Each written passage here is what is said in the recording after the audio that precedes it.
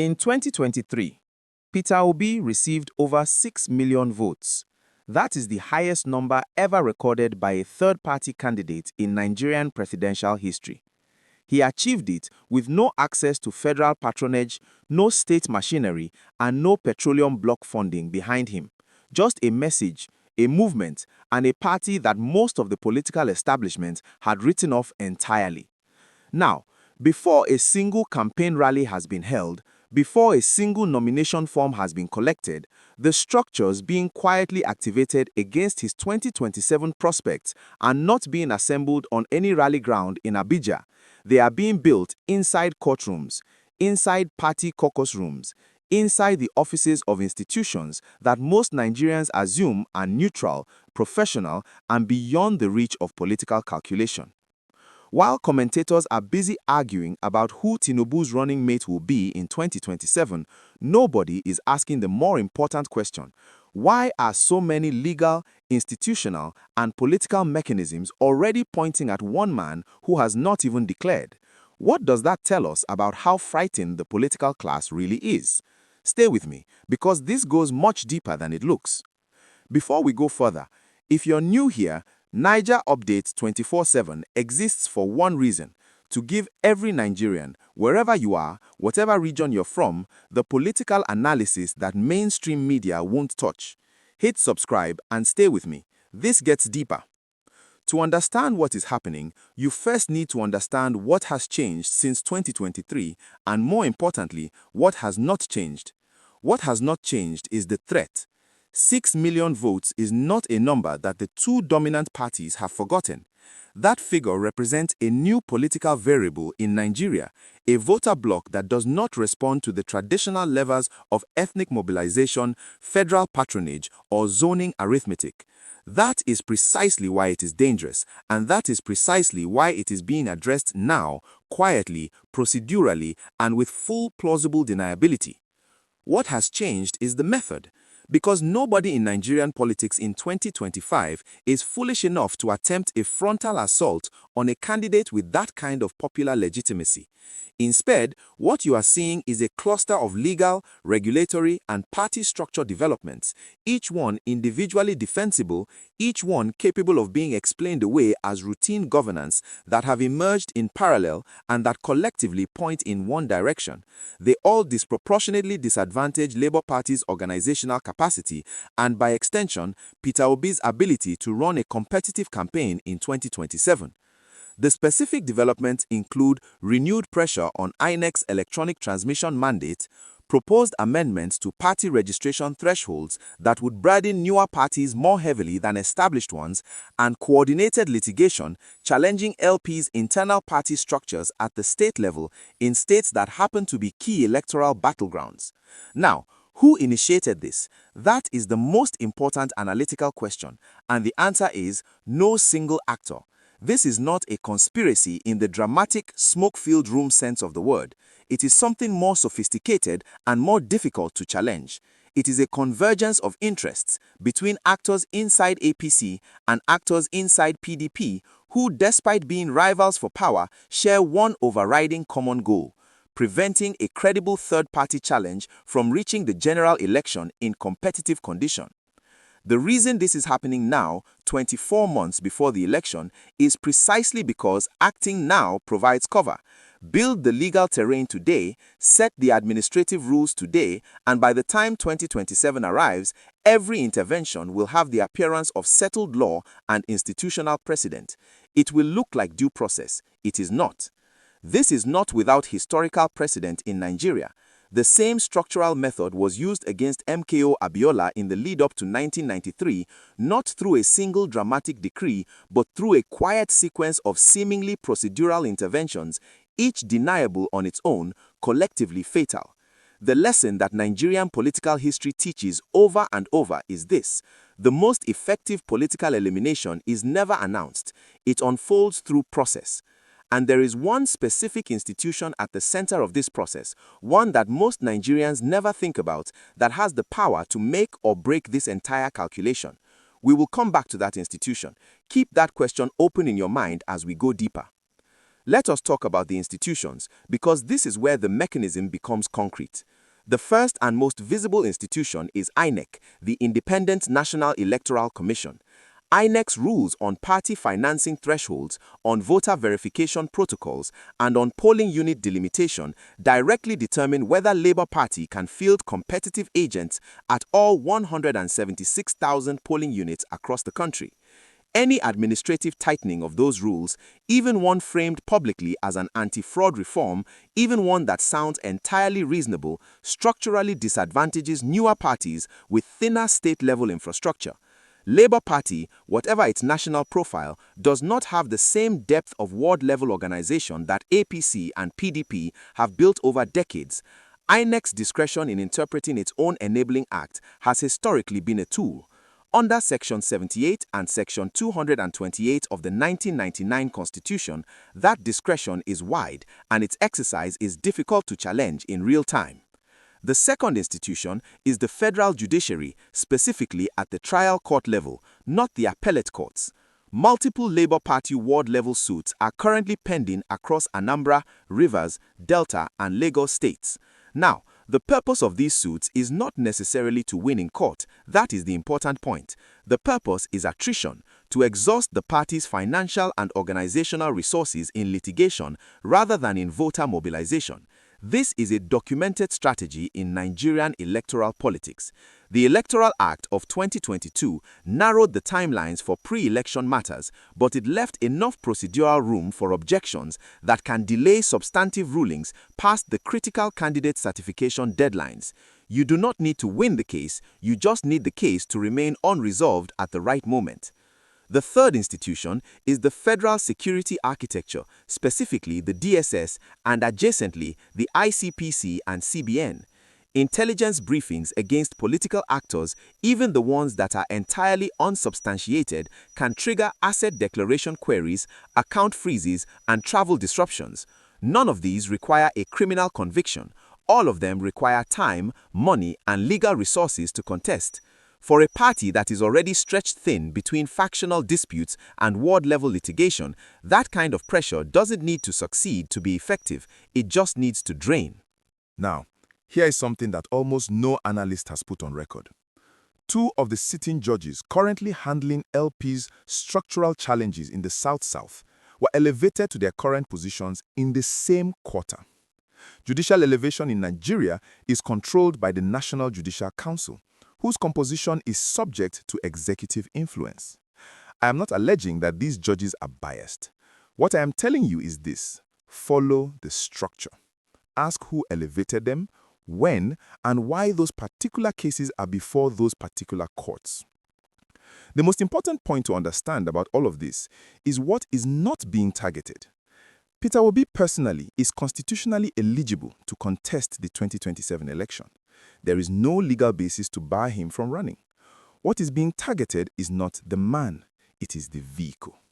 Weaken Labour Party enough that it cannot certify candidates across the states, cannot deploy agents at polling units, cannot sustain legal challenges to electoral malpractice in real time, and you win without ever having to take Peter Obi to court directly. That is the elegance of the strategy, and that is what makes it so difficult to oppose. Now let us step back from the institutions and look at the political strategy, because institutions do not act alone. They respond to incentives. And to understand the incentives, you need to ask the most basic question in political analysis: who benefits? The primary beneficiary of Labour Party's organizational attrition is APC's incumbent federal apparatus. A weakened LP in 2027 does two things for APC simultaneously. It collapses the Southeast protest vote, that 2023 bloc that chose LP over both major parties, back into political incoherence, and it reduces the general election to a contest between APC and a PDP opposition that, frankly, the incumbent knows how to manage. PDP is a known quantity. A credible third party with 6 million votes and a resonant anti-establishment message is not. PDP's calculation is different, but the outcome is the same. The split opposition in 2023 hurt PDP more than it hurt APC. Atiku Abubakar's vote was diluted precisely because a significant portion of the electorate that might have gone to PDP went to LP instead. A depleted LP in 2027 consolidates that vote back under PDP structure, giving PDP governors in the South real leverage in internal zoning negotiations and giving the party a stronger national argument. So despite being rivals, APC and PDP are parallel beneficiaries of the same outcome. Who risks losing influence in this scenario? The Igbo political class faces what is genuinely its most consequential strategic decision since 1999. The question is stark. Does it hold the LP position and risk being politically marginalized if the party is administratively strangled before 2027? Or does it negotiate a return to PDP in exchange for structural concessions, a vice presidential slot, a stronger ministerial presence, and accept that it is re-entering a system it broke from? There is no clean answer to that question. Both paths carry serious costs. Peter Obi himself is the other actor who stands to lose most. His political leverage in 2027 is entirely contingent on LP remaining a viable platform. If LP collapses between now and then, his options narrow sharply. He either enters another party where he is weakened by the optics of that transition and by the conditions attached to any negotiated entry, or he contests on a damaged platform and risks a result that would define his political ceiling permanently. In 2023, Peter Obi won Lagos, the FTC, and 11 additional states. The key swing states for 2027 are Rivers, Benue, Plateau, and Kano. All four of those states currently have active LP litigation or party structure challenges in progress. That is not coincidence. That is targeting. And then there are the actors nobody is talking about publicly. Northern APC governors who privately fear a second Obi campaign amplifying the restructuring conversation in ways that threaten the existing federal resource allocation framework. Southern PDP governors who need LP suppressed in the Southeast and South-South to reclaim their dominance of voter turnout in those regions. And beyond the domestic picture, the international donor community. Because Nigeria's Democratic Competitiveness Index affects Eurobond pricing, affects IMF relationship management, and affects the entire international economic narrative the current administration is trying to sustain. There is one more actor I have not named yet, someone operating in the background of this entire dynamic that almost nobody in public commentary is discussing. That name and the role this actor is playing we will get to shortly, and it will reframe some of what you have just heard. But first, that's the political chessboard. Chess is played by the elites. What does any of this mean for the person in Maiduguri, in Makuri, in Aba, in Ibadan, who is just trying to live? That's the section that actually matters most, and it's next. Now, if what I just told you surprises you, drop a comment below. I want to know what you think before we get to the part that changes everything. Here is where we move beyond Abuja and ask what this means for Nigeria as a country, not as a political chessboard, but as 36 states and 200 million people with shared stakes in how this ends. The first dimension is governance itself.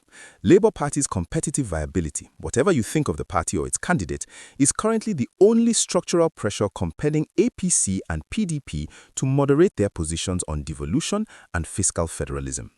Competition changes behavior. The threat of losing votes to a credible third party is the only electoral incentive either of the dominant parties has to engage seriously with policy questions rather than ethnic mobilization or patronage distribution. Remove that competitive threat and there is no electoral cost, none, to maintaining the status quo on resource allocation, on state autonomy, on the entire federation question. This is not an Igbo issue. It is a governance issue that affects Kano, Borno, Rivers, and Ogun exactly as much as it affects Anambra.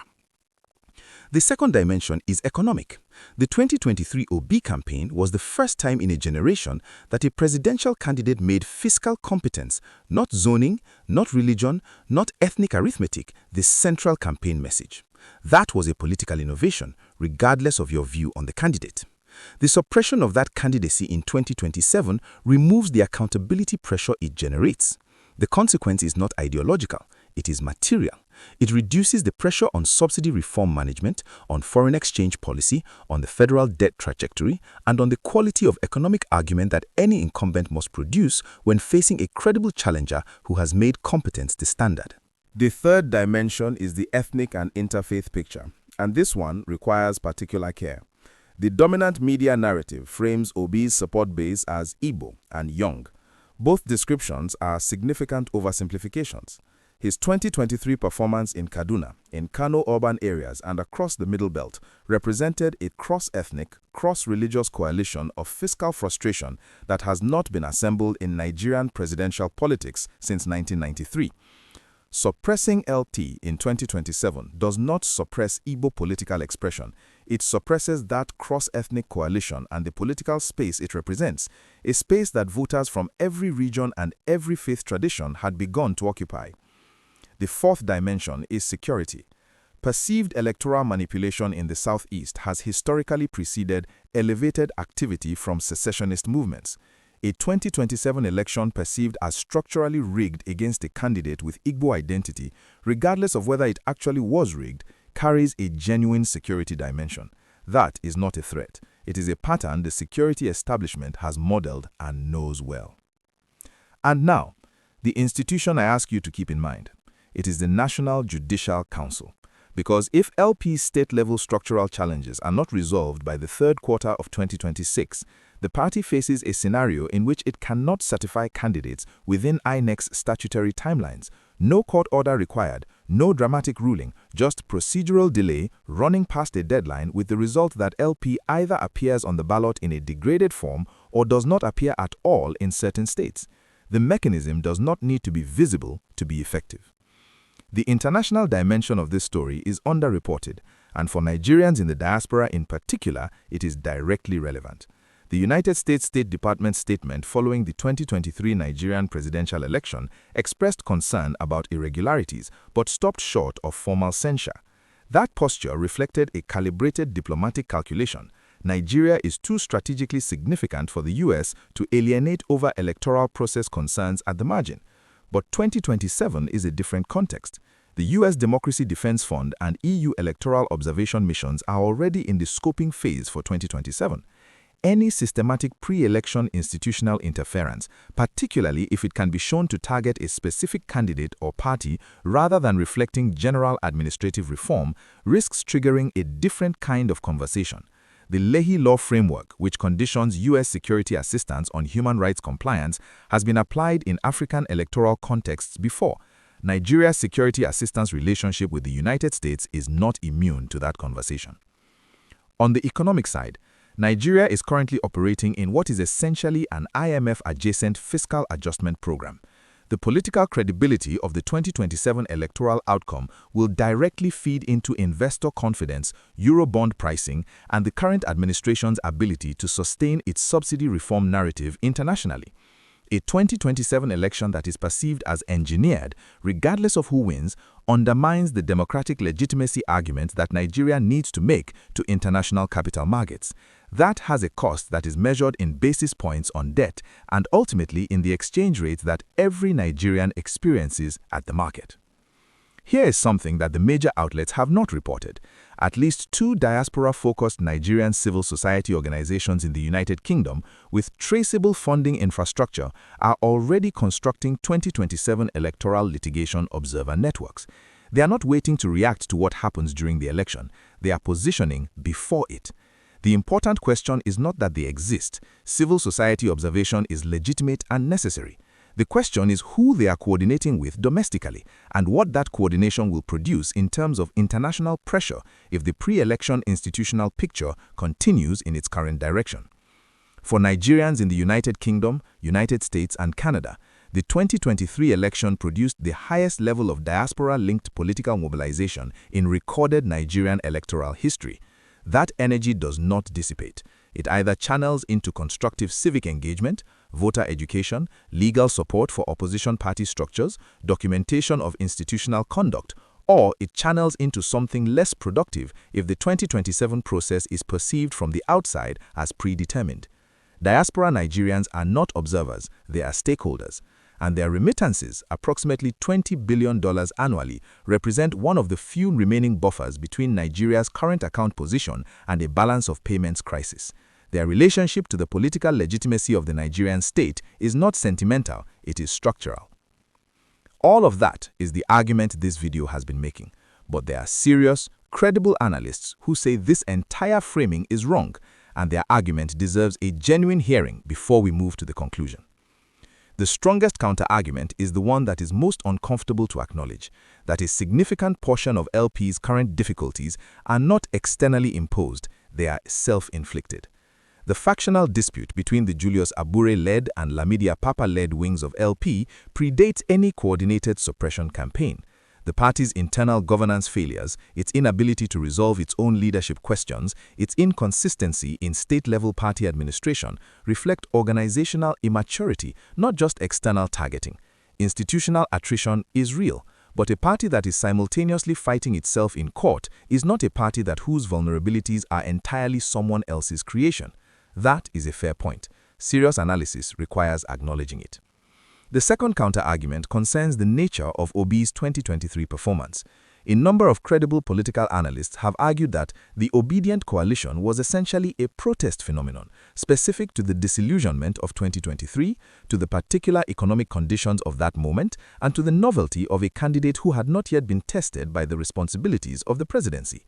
By 2027, they argue, incumbency effects will have normalized the political environment, BVAS procedures will have been adjusted, and PDP will have recalibrated its appeal to the urban-educated voter bloc that LP drew in 2023.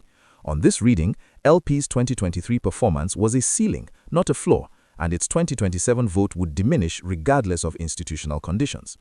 The third counter-argument is perhaps the most structurally important, that Nigeria's political environment punishes all serious opposition equally, and framing what is happening as a specifically anti-Obi operation overstates its personalization.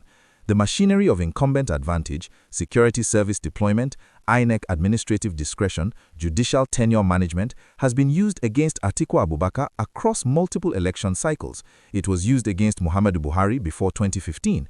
It operates as a systemic feature of Nigerian politics, not as a targeted program. The institutions are not being mobilized because the political class fears Obi specifically. They are functioning as they have always functioned when an outsider threatens established power.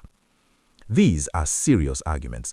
They do not cancel the analysis in this video, but they discipline it. They are reminders that the picture is more complex than any single framing captures. And now, the actor I said nobody was naming publicly. The actor operating most quietly in the background of this entire situation is a cluster of northern APC governors who, counterintuitively, prefer a Peter Obi candidacy in 2027 to a scenario in which the opposition consolidates entirely under PDP. Not because they support him, but because a divided southern vote in 2027, split between a weakened LP and a PDP that cannot claim to represent the full South, serves their own presidential ambitions for the cycle after 2027 or a potential intra-APC succession contest.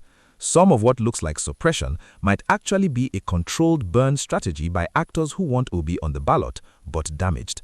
Visible enough to split the vote, weak enough to be managed. That is a different game entirely, and it changes the moral calculus of several of the institutional interventions we have discussed. Whatever your view on Peter Obi personally, let me be clear about what this video is actually asking. It is not asking whether you support Labour Party or whether you voted obedient in 2023. It is asking whether Nigeria's democratic architecture is capable of producing a genuinely contested presidential election, one where the outcome reflects voter choice rather than institutional engineering.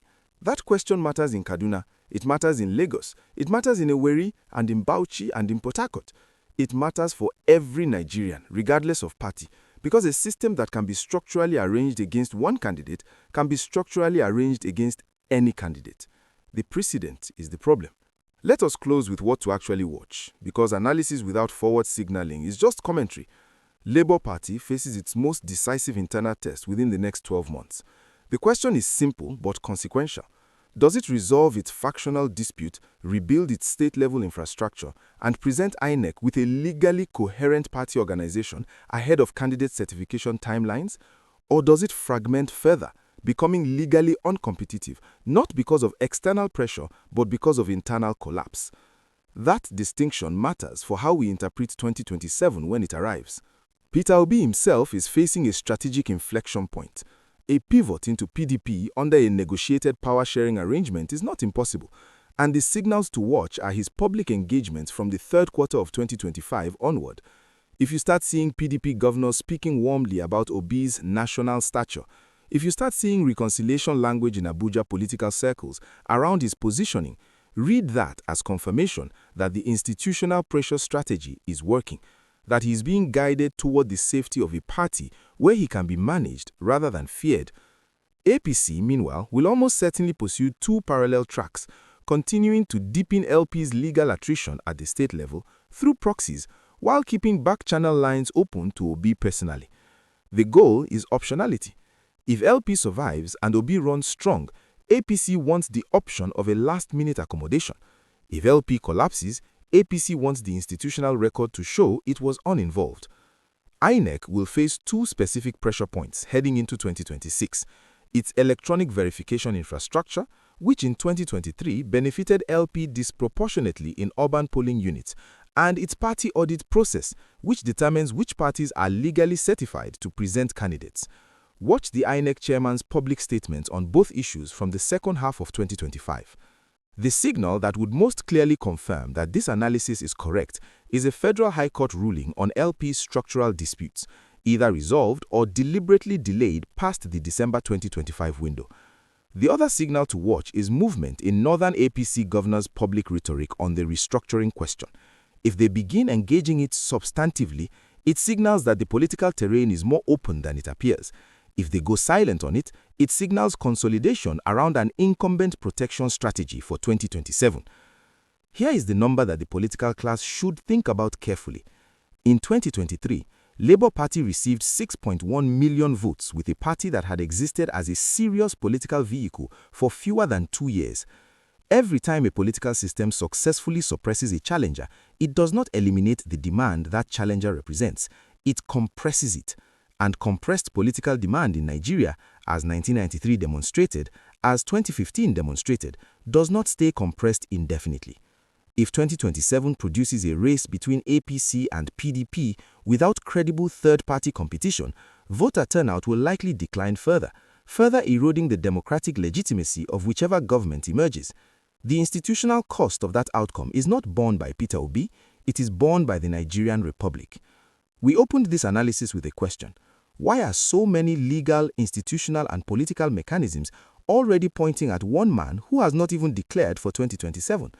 Having walked through the evidence, the courts, the party structures, the institutional actors, the international dimension, the counter-arguments, and the strategic outlook, here is the measured answer. What is happening is not a conspiracy in the dramatic sense. It is something more mundane and in some ways more dangerous. It is incumbent political systems doing what incumbent political systems do, optimizing for their own survival through the instruments of process, law, and institutional discretion. It does not require a single mastermind. It requires only a convergence of self-interest among actors who do not need to coordinate explicitly to act in the same direction. Peter Obi may navigate this successfully. He may not. His own choices in the next 12 months will determine as much as anything being done against him. But the central question, whether Nigeria's democratic architecture has the integrity, the independence, and the resilience to permit a genuinely contested presidential election, one where the outcome reflects voter choice rather than institutional engineering, that question matters to all of us. It is not answered by any single candidate winning or losing. It is answered by whether the process that produces the result can be trusted. That is what every Nigerian has a stake in. Not Obi, not APC, not PDP, the process. If this analysis gave you clarity, share it with one Nigerian who needs to understand what is really happening. Like, subscribe, and I'll see you in the next one. Naija Update 24/7. We never stop watching.